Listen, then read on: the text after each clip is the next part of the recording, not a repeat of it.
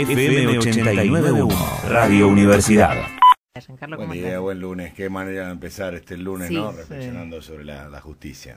Una justicia que en realidad primero tendríamos que llevar al concepto, ¿no? De qué es la justicia. Bueno, la primera pregunta, ¿existe la justicia? O si existe, claro. Esa es la gran pregunta, ¿no? Me estaba acordando de un autor al que yo sigo mucho, que es Gregory Bateson, que él habla de las malezas, dice, así como hay una ecología de las malas hierbas, hay una ecología de las malas ideas.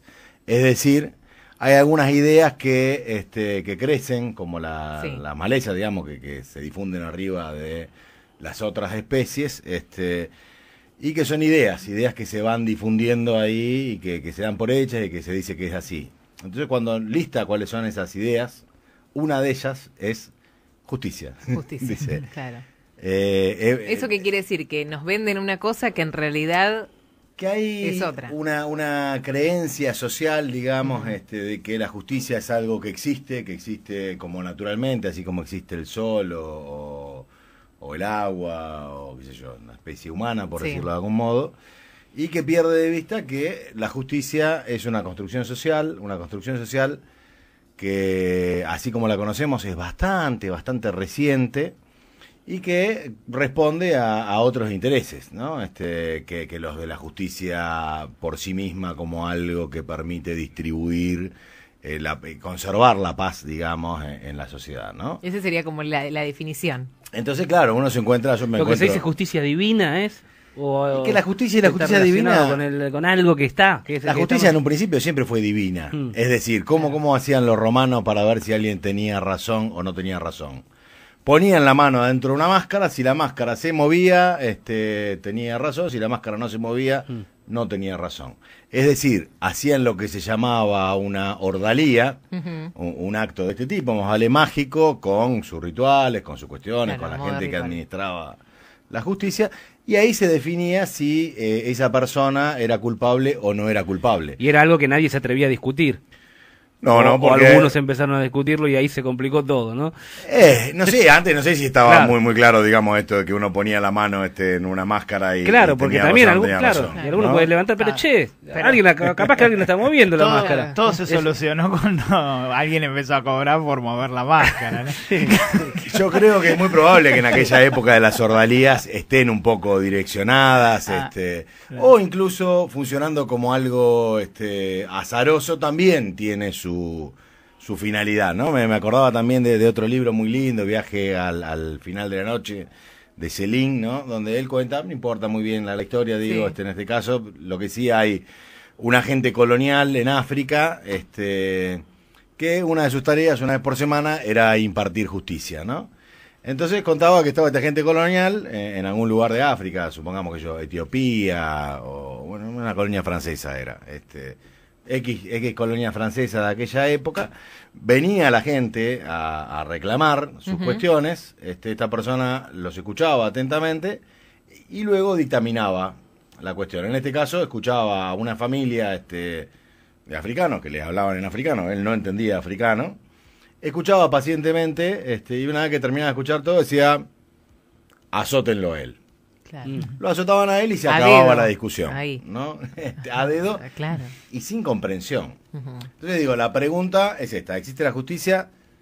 No existe como justicia divina. Si existe como justicia divina, no sabemos cómo funciona, cuáles son sus mecanismos y cuándo es que el karma, digamos, que sería una especie de justicia divina, va a tener su efecto, ¿no?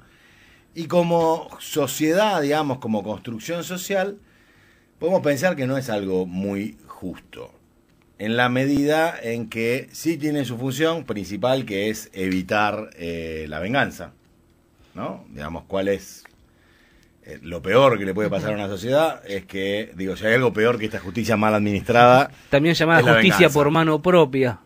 Que más llamada justicia por mano propia, porque pierde todas las condiciones de la justicia, ¿no? Y cuando hablamos de la justicia en nuestro país, por ejemplo, ¿no? Que está tan cuestionado, ¿no? Este tema de si tiene que depender o no de un poder ejecutivo, ¿no? Cuando se mezcla acá esta cosa de los poderes. Bueno, ¿cómo lo podemos llevar a ese plano, digamos, psicológico, social? Ahí vamos a digo, la psicología, la subjetividad de las personas depende fuertemente de los contextos sociales en los que esta subjetividad se produce. Digo, no es lo mismo la subjetividad de una persona que vivía en la Roma de las Ordalías, la subjetividad de una persona que vivía en la Argelia colonial, que la que vive en un Estado moderno y liberal, donde ¿cuál es el presupuesto, lo que hace que los republicanos se rasguen las vestiduras? Este famoso equilibrio de los poderes, ¿no? El legislativo, el ejecutivo y el judicial, al tener independencia, hacen un contrabalanceo que garantiza que hace que ningún todo poder funcione, esté sobre el otro. ¿no? ¿Tienen Claramente. independencia? En los papeles. En los papeles, digo, Claro. y los medios de comunicación Claro. que en este Sí, momento que juegan tienen un tanto papel poder, importante también, no son elegidos democráticamente, ni tienen resortes para ser Claro. elegidos. Entonces digo, bueno, Claro. ahí empezamos a cuestionar un poco la independencia. Claramente, si el poder judicial depende directamente del ejecutivo, la libertad, los equilibrios de poderes quedarían desfigurados, digamos, trastornados. Ahora bien, el poder legislativo depende en última instancia del poder del pueblo, porque nosotros elegimos diputados por cantidad de habitantes y senadores por cantidad de provincias, e incluso dejando un espacio para las minorías, ¿no? El poder ejecutivo claramente depende de la elección popular. ¿El poder judicial? Claro. No. Claro. El poder judicial no tiene... ¿Qué resortes tenemos como pueblo para ir al poder judicial? Y esto no es casual. Cuando se hacen las revoluciones liberales, la Revolución Francesa, el poder judicial queda ahí. La Cámara de los Lores, hay en la civilización occidental, por decirlo de algún modo, es una rémora, algo que queda del pasado, que es el poder judicial, que queda por fuera de los estamentos del resto de la sociedad y que es como bastante susceptible no de depender del poder ejecutivo, sino de depender de algunos otros poderes fácticos. Claro, también. Que lo También sabemos, llamado poder real. Poder real, Poder real, exactamente, claro. que, qué sé yo, pueden llevar a que en algún país algún juez diga, me parece que usted, señor presidente, se compró un departamento, entonces lo mejor que podemos hacer es ponerlo preso. Y quizás no pueda participar en las elecciones ese presidente, ¿no? Digo, en otros momentos eso se hacía con otros poderes, digo, con poderes militares. Ahora, evidentemente, estamos en esta concentración de poder que tiene el Poder Judicial un actor de primer orden y que altera los equilibrios, ¿no? Ahora bien, esto que a nivel internacional hace que gobiernos populistas, populares, ¿cómo se cuelan las palabras? Sí, porque la escuchaste Sí. tantas veces. En Tantas veces el que no cuarto. tenés Es el gobierno populista. inconsciente. En el cuarto poder lo Yo escuchaste. ¿no? El cuarto escuchándote poder. ya estoy anotando, Sí. olvídate, con las palabras claves. Te la instalan. Bueno, entonces se disfraza de Claro. justicia, acá el ejemplo Claro. que vos ponés de Lula, por ejemplo, de la casa, ¿no? Fue de Lula, ¿no? Sí, Lo de la sí, casa.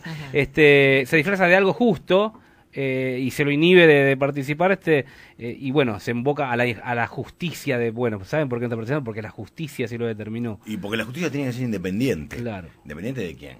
Claro. Yo no estoy de acuerdo con una justicia que sea independiente. Independencia del de poder todos popular. ustedes, A ¿no? ver, y No fuera, dicen. fuera de un análisis político, digo, porque Dicen- no es tu campo, pero digo, ¿crees que un poder judicial debería ser elegido por el pueblo también para que funcionen todos estos poderes, digamos, y se haga justicia? Me da entre esperanza, comillas? me da esperanza, qué sé yo, Yáñez en Bolivia está presa en este momento, o estuvo presa Claro. por lo menos, y eso tiene claramente que ver con que Bolivia es una de las pocas constituciones, digo poca porque cada que lo googleo me aparece que es la única, pero no tengo la certeza, digo, puede ser que haya algún otro, que el Poder Judicial está sujeto a la voluntad popular. Ujú.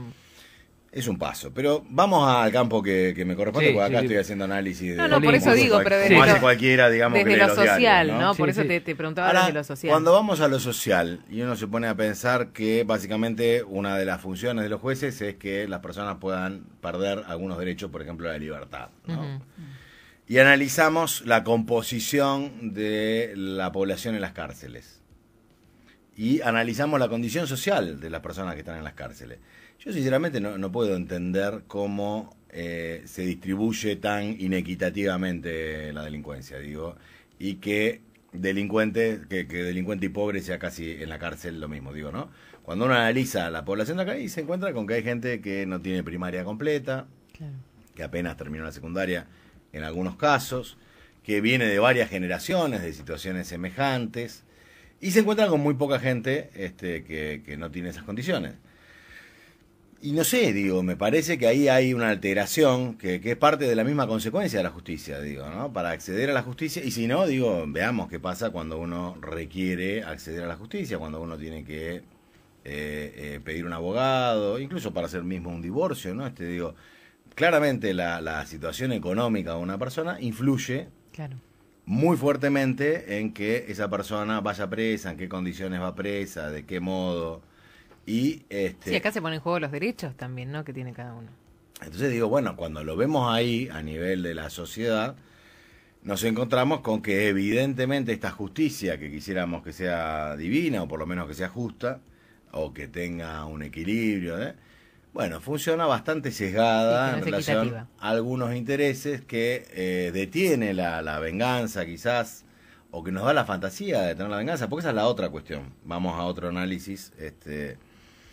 Cuando en la lógica lineal de las personas que cuando decimos se hizo justicia por algo o algún reclamo, ¿realmente se hizo justicia? Claro, cuando queremos justicia, muchas veces lo que pide la gente es que se amplíe, lo hemos charlado en este espacio, en las situaciones de participación en conductas delictivas de jóvenes, que siempre deriva hay que bajar la edad de imputabilidad. Sí.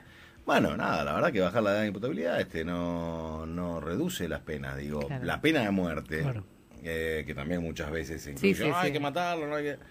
No va a aumentar, no tiene efectos positivos en la reducción de la de la ocurrencia de los crímenes, ¿no? O sea, siguen ocurriendo los crímenes porque ocurren por cuestiones mucho más complejas que las que puede resolver un actor, ¿no? Entonces digo, eso también hay que tener cuidado y como para ir cerrando en el efecto que tiene la justicia en las subjetividades, nosotros hemos transitado, por lo menos, y ahí sí ya hablo con conocimiento de causa porque he trabajado fuertemente en esto.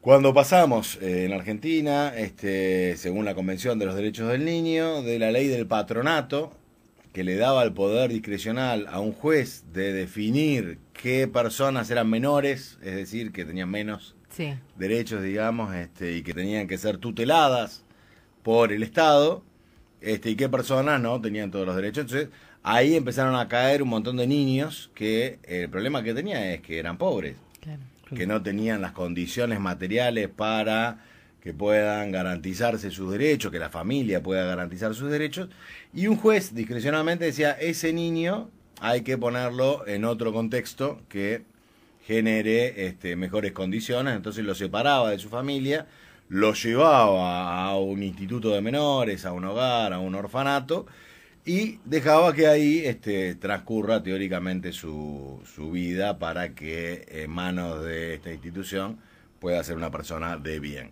¿Cuál fue el resultado? El resultado fue que básicamente lo que pasaba era que estos niños que hacían lío en las casas, en los barrios, en las escuelas, que todavía hoy escuchamos a madres amenazar a los niños, te va a llevar un juez de menores, o a docentes diciendo, queremos que se lo lleve, como no está el juez de menores, ahora quieren que se lo lleve el Servicio Local de Protección y Promoción de Derechos. Pero lo que pasaba ahí, concretamente en la subjetividad de las personas, es que la responsabilidad que hoy se espera que se redistribuya dentro de los distintos actores de la comunidad, la comunidad educativa, los sistemas de salud, los sistemas de justicia, los sistemas comunitarios, digamos, y que sean responsables de la atención y la crianza de los niños, ¿no? Siguiendo este refrán que dice, para educar a un niño hace falta un pueblo, para una niña lo mismo.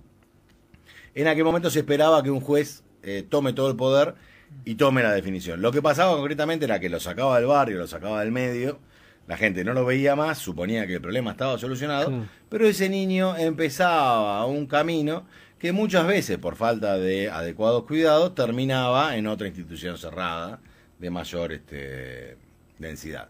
Quiero decir, la justicia, esta idea falsa de la justicia, esta idea de la justicia como algo que está dado de por sí y que alguna gente con toga o con una condición diferente al resto de los ciudadanos pueda administrar eficientemente, es una ilusión que bien haríamos en desmalezar. en poner en su lugar y generar otros mecanismos, como se ha comenzado con la Ley de Protección y Promoción de Derechos de Niños, Niñas, a generar otros actores que tienen otras responsabilidades y otra capacidad de intervenir, no ocultando el problema. Claro, no solo sacándolo del solucionándolo. contexto negativo, que no, obviamente, ya como vos decís, no confirma que sea solución. Con eso solo no alcanza. No ocultando el problema, Claro. digo, ¿no? Y hay, como digo, está la justicia restaurativa, hay otras formas de resolución de conflictos. ¿Y sos optimista con las cosas que vos, por todo lo que estamos escuchando, tenés obviamente un conocimiento de cosas que se están haciendo, estabas enumerando recién? ¿Se puede ser optimista o no tanto? Bueno, como decía uno, el pesimismo de la razón, el optimismo del corazón. Uh-huh. Racionalmente, si vemos el devenir de la historia, bueno, el Poder Judicial en todas sus formas está separándose demasiado del resto de los poderes, está poniéndose al servicio de actores poderosos, que esto va, insisto, desde un presidente hasta una persona que no tiene recursos para pagar abogados caros, ¿no? Uh-huh. Está generando, y que se evidencia claramente, por ejemplo, en la composición social de las cárceles.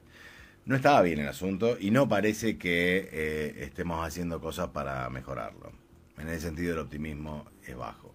Cuando me pongo a leer por otros lados los avances que hay en las conceptualizaciones de la justicia restaurativa, de la resolución alternativa de conflictos y las capacidades sociales que hay de transformar esa situación, me agarra cierto optimismo. Cuando puedo ver los avances que hay desde los movimientos sociales en garantizar los derechos de niños, niñas, adolescentes y jóvenes, de una mirada que no sea la de la tutoría de algunas personas por otras personas, o cuando veo los avances incluso que hay en la ley de salud mental y también, Claro. ¿no? Sí, por eso digo, siempre En volvemos a los menores. derechos, ¿no? Y a que sea equitativo esto de que todos tengamos los mismos derechos, porque a partir de ahí me parece que la resolución de las cosas se va a hacer pareja, ¿no? Exactamente. La justicia deja de ser esa ilusión y empieza a ser algo que es alcanzable a partir de la construcción de poder por las distintas partes, ¿no? Entonces, muchas veces, y esto me pasa mucho con los pacientes, cuando dice, no es justo, no es justo, no es justo, y se quedan en la queja de que no es justo, digo, bueno,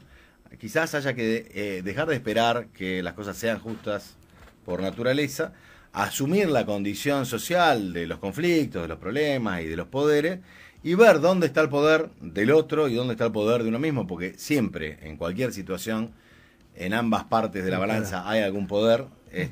Yo creo que las sociedades y los sectores menos favorecidos por la justicia como la conocemos tienen poder y tienen capacidad de generar poder, y es ahí donde hay que verlo para que nos podamos mover y decir, ok, no puede depender la justicia del Poder Ejecutivo, pero mucho menos del Poder Ejecutivo y del Poder Legislativo y los medios de comunicación y la seguridad de las personas pueden depender exclusivamente de